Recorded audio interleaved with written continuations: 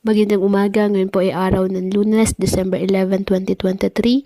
Update po muli sa lagay ng panahon. Ayon sa Pag-asa, wala naman pong bagyo o low pressure area na minomonitor ngayon sa loob ng ating PAR na maaaring makaapekto sa ating bansa. Easterlies o mainit na hangin nagmumula sa dagat Pasipiko ang nakakaapekto ngayon sa ating bansa. Kaya asahan pa rin po ang generally maliwalas na panahon sa halos buong bansa maliban na lamang po sa tsansa ng mga localized thunderstorms. Wala rin po ang gale warning na nakataas sa anumang baybayin ng ating karagatan kung kaya malaya pong makapamalaot ang ating mga kababayang mangingisda at may maliliit na sasakyang pandagat.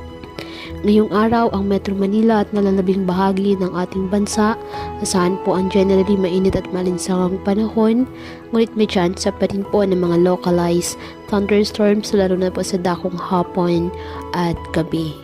Kaya patuloy po na pinag-iingat ang ating mga kababayan sa bantapon ng mga pagbaha at pagguho ng lupa at ugaliin na magdala palagi ng payong o kahit anumang panangga sa ulan sa tuwing lalabas ng ating mga tahanan. At yan po muna ang update sa lagay ng panahon ngayong araw.